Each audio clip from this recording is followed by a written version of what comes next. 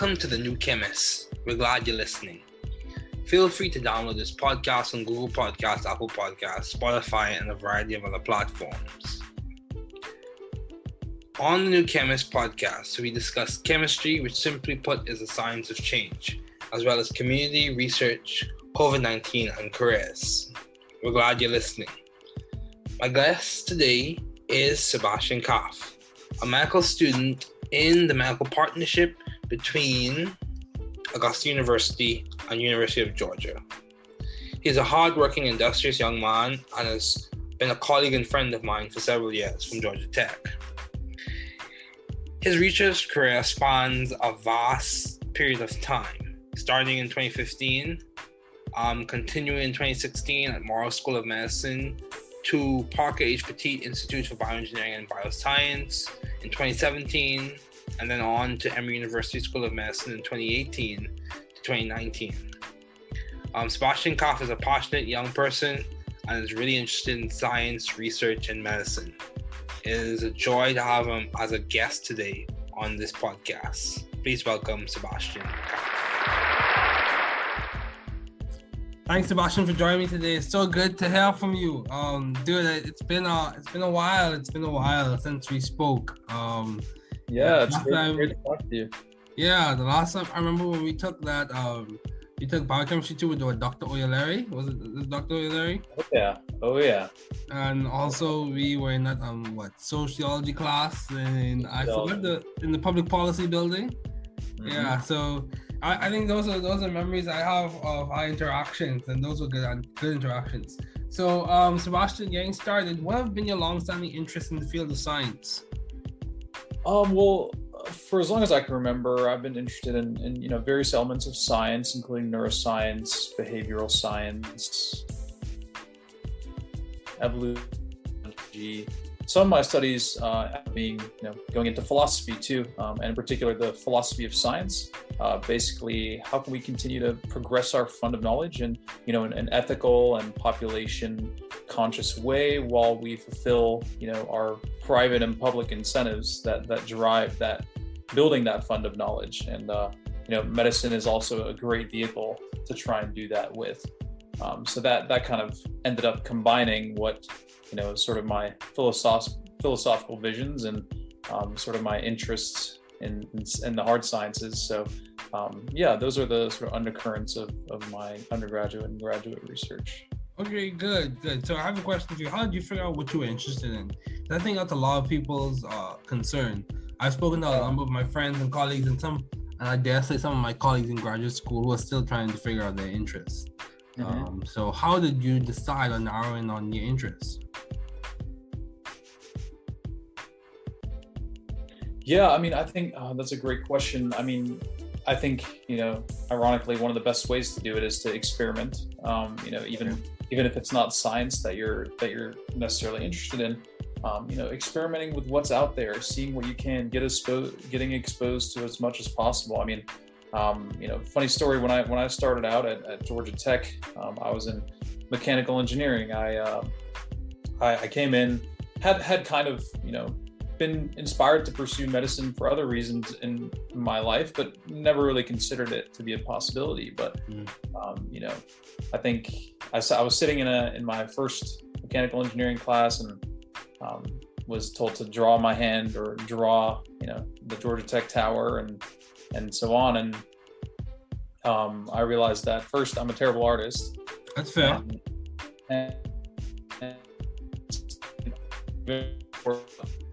Thinking about how we were going to get this 3D tool to be a part of manufacturing workflow.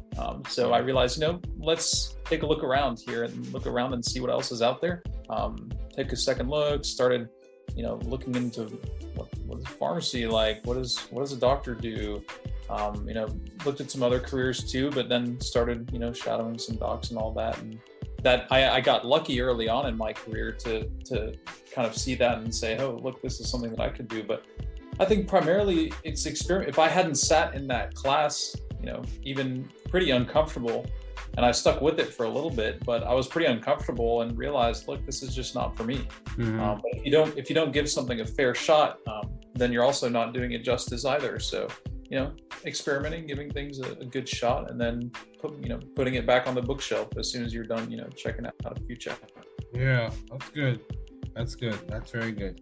So how do you maintain view of the bigger picture in your career and in your life in general?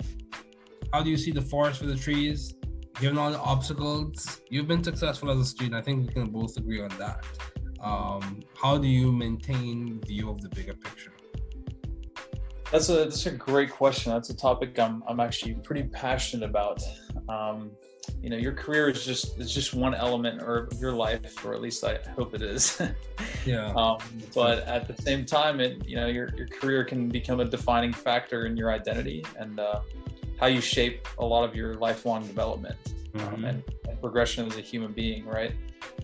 Especially in careers like yours and my own, where a long period of education is a prerequisite, things like doctoral research or healthcare.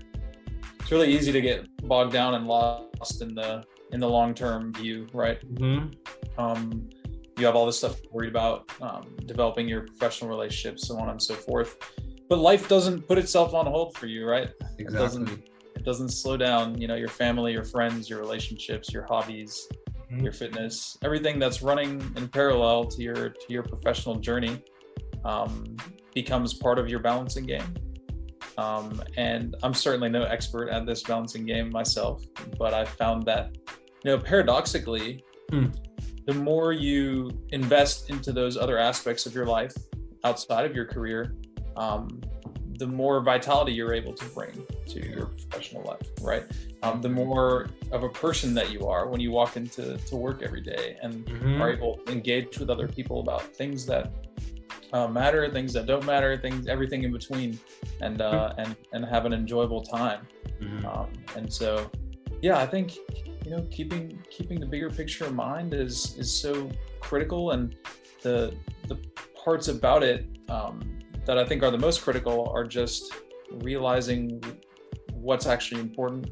Your career is important, but so is your health, and so is your family and your relationships. So I think those are the more time you put into those, the easier you're able to have a better perspective about it. Yeah, that's good. That's good. Yeah, man. And I think it depends on the person and the stage of life that you're at, because the big picture may look different for different people. So yeah, I think one of the ways we're able to get that helicopter view is to examine our values and to see how that's being shaped by the situation, or how they can conform or influence the situation. So, how have you been adaptive and creative in the field of science? Oh man, being flexible is definitely a key part in every field of science. As you know, for example, I guess in research, you would know this better than I do. It's easy to get caught up in envisioning the perfect experiment and the perfect world where the controlled variables all sit in a line for you and give your data. Yeah, I know, right? You're having an ice cream sundae experiment. Yeah, essentially.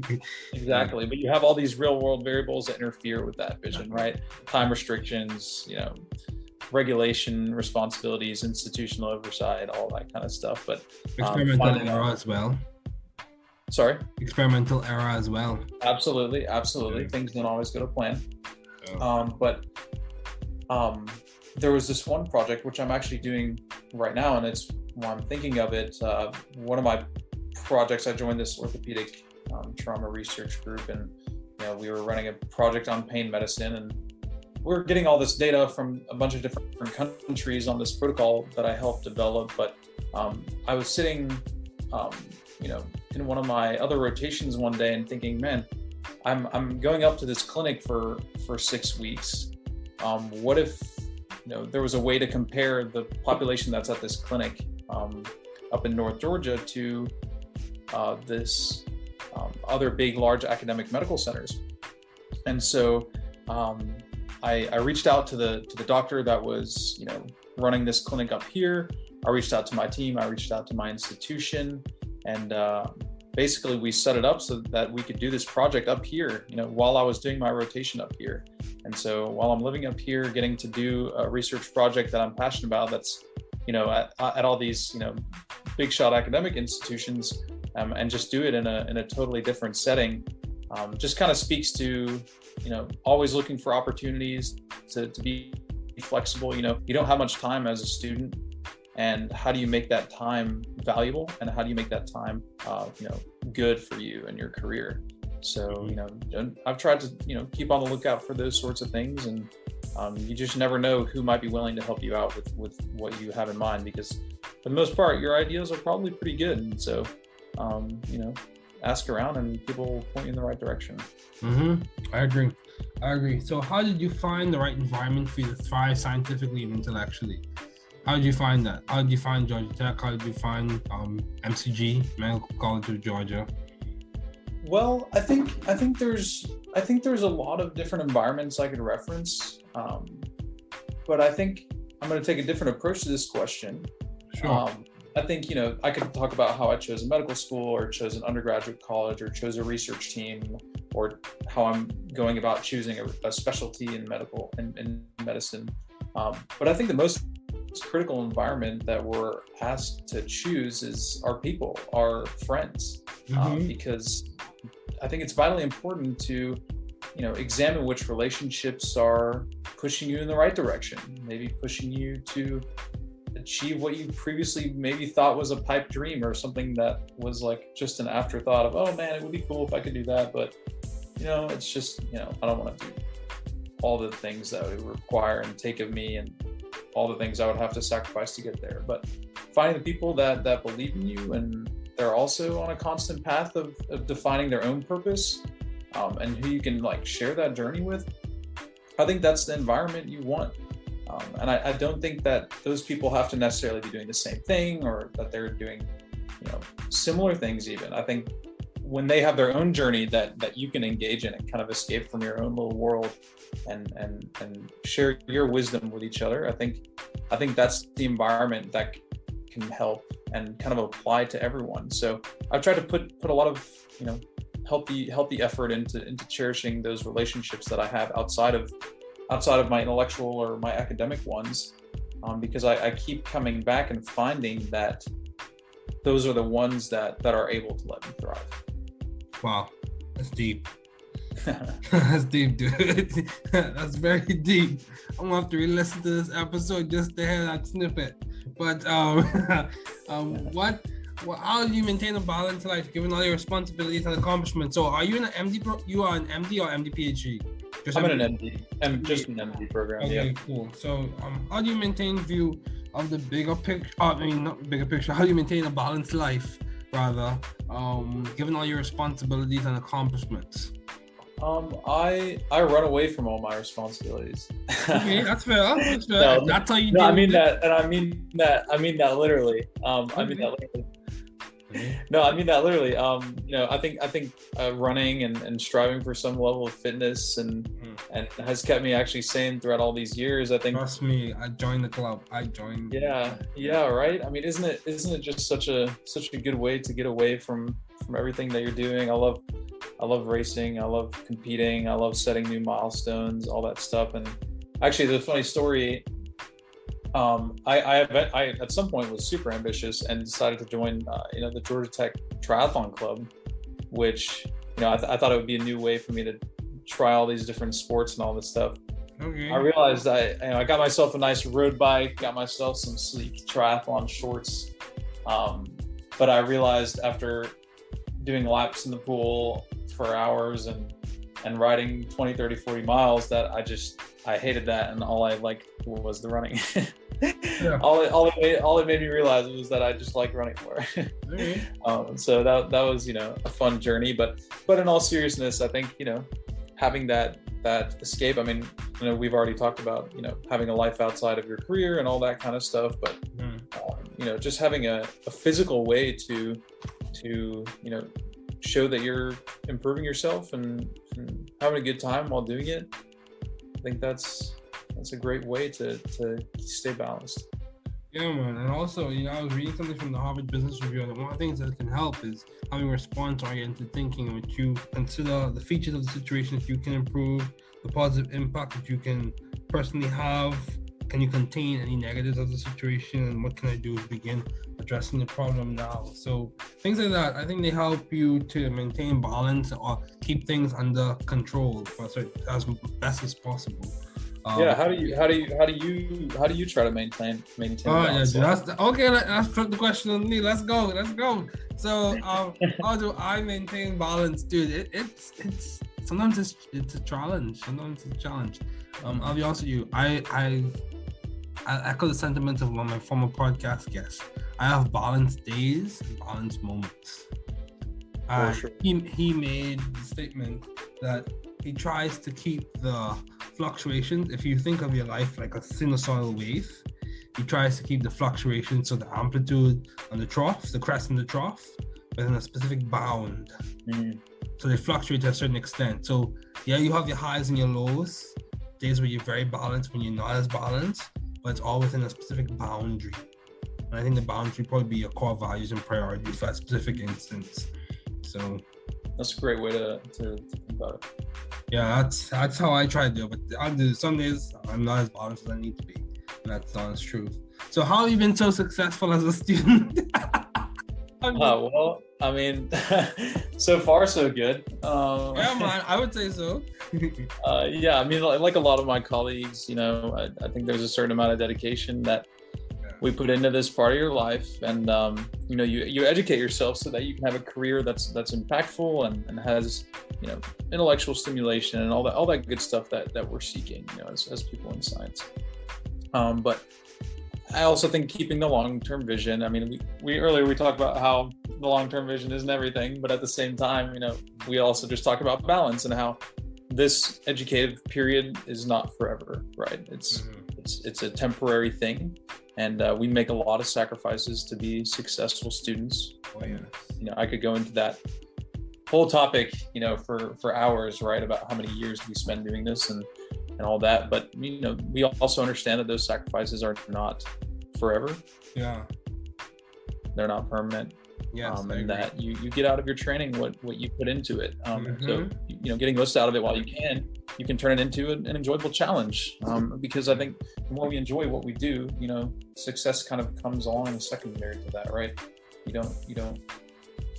don't get success and then enjoy that. I think that's often the paradigm that's proposed to people, is that once you're successful, then you'll finally be happy. But if you can sort of flip that on its head, figure out what's making you happy, what's driving you, and then the success kind of comes along as it reveals itself to you once you figured out your formula.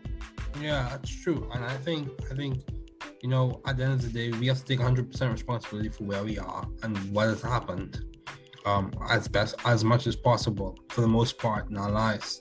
And also we have to take ownership of the circumstances that we find ourselves in, because I think that allows us to direct, influence, change, and start to counteract whatever is occurring in our environment. So yeah, I completely agree with you, Sebastian, on that.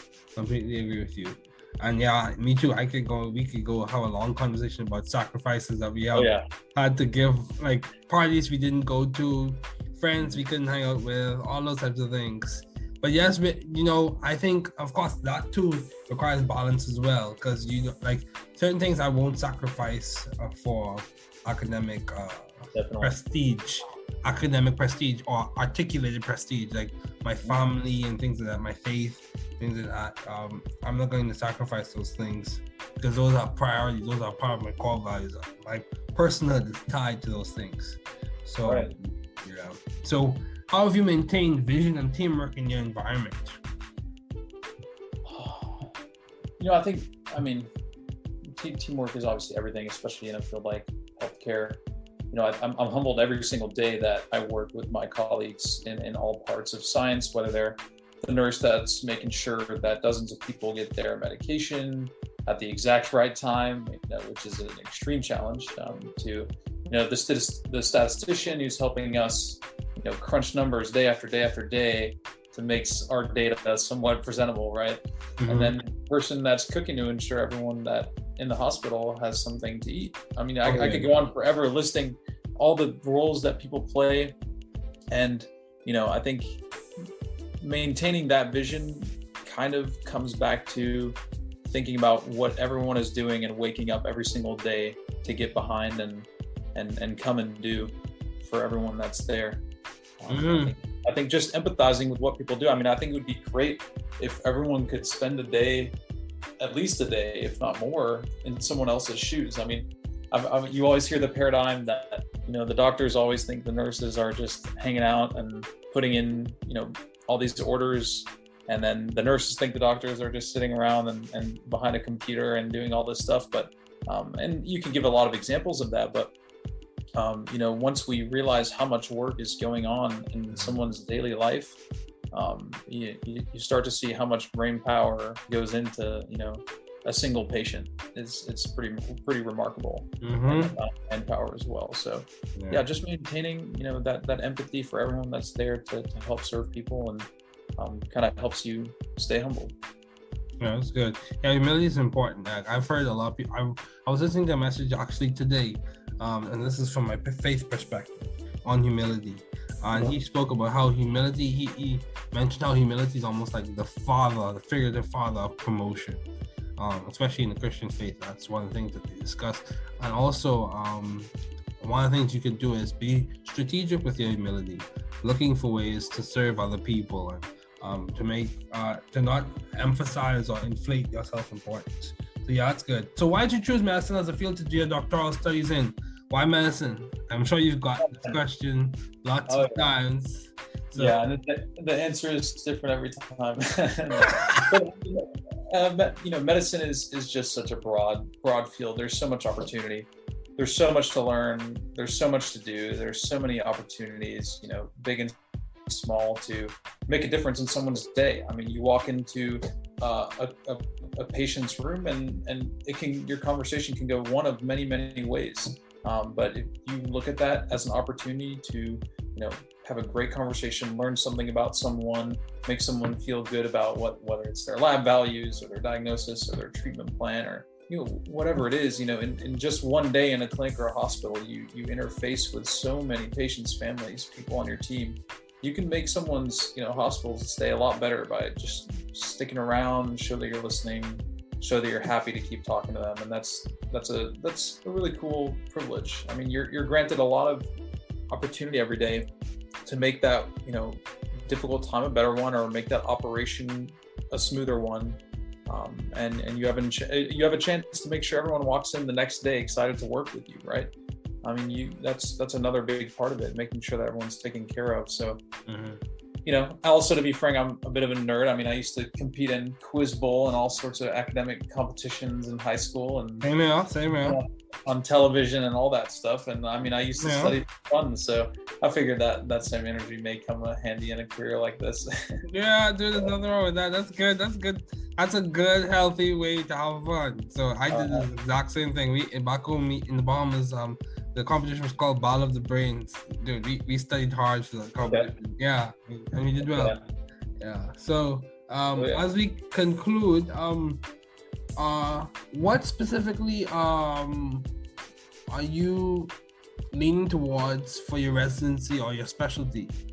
Yeah, so right now, if I had to tell you today, it would be anesthesiology. Okay.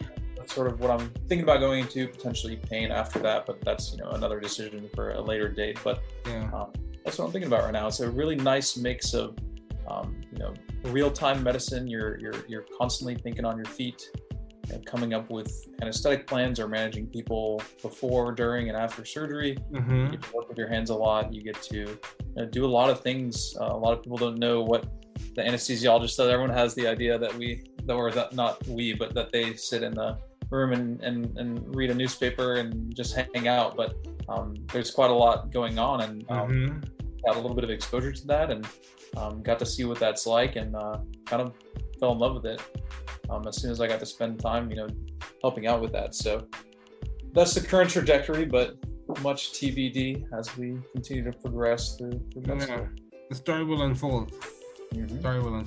So yeah, man. Do you have any advice? Do you have any advice to those wanting to pursue the field you're currently working in or studying in? I would say just try to get exposed to as much as you can. I mean, if you're just dipping your feet in medicine and think you want to do one thing, check out another thing, and then add another thing after that, and then another thing after that. Check out as many different specialties as you can. See what it's like to work in a hospital or in a clinic.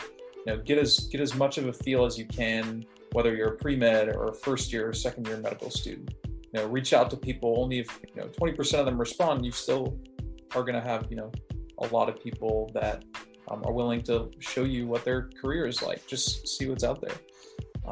There's so much variety, even down to the minutia. I mean, when you think about, one cardiologist day, may look so different than another one's day, whether they're talking to a National Medical Association with a bunch of lawyers, or they're working in an office, or they're in a cath lab all day.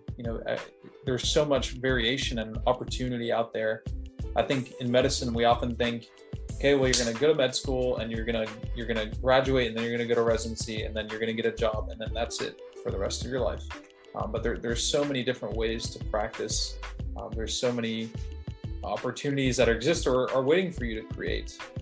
You might realize if you take a step back and that there's so much freedom out there for how you can practice and live your career out. Wow, that's good. So what is the most beneficial advice you have received as we conclude? What is the most beneficial advice you have received, Sebastian?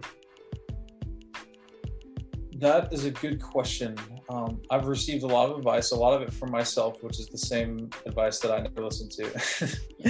No, but I mean, this is actually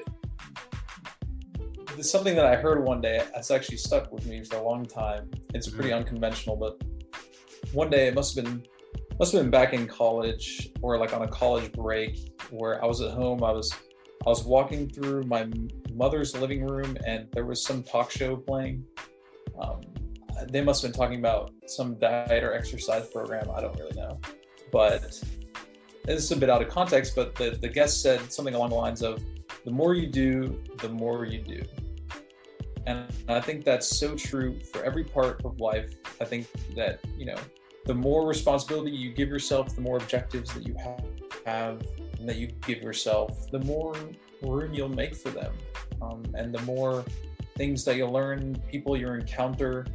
I think, I kind of, maybe you could liken it to, when you have a really big empty room in a house that hasn't been filled with furniture yet. I think as you start to fill up that room with furniture, you realize, wow, this room is like way bigger than I thought it was. It's like, wow, so much is fitting in here, and I can put stuff on the floor, I can put stuff on the wall, on the table, underneath in the closet, wherever, and you realize that there's so much more space from there than you thought. You just had to make it fit. And then that negative space in that room actually becomes a lot more intentional, right? And of course we need rest, and we need leisure time and all that stuff. But I think that also becomes a lot more valuable when you just have given yourself more things to do and challenge yourself with. So I think, that's a great quote that for some reason that stuck with me. I don't know why. I mean, probably the only talk show thing I've ever remembered, but it's a good way to view it. Yeah, that's good. But Sebastian, thank you so much for joining me today. It was good to have you on. Thanks for listening. We're glad you were able to tune into this podcast. Once again, this is The New Chemist, where we discuss chemistry, which simply put is the science of change, as well as the other sciences, careers, community, research, and COVID-19. Thanks again for listening. Note, the views on this podcast represent those of my guests and I.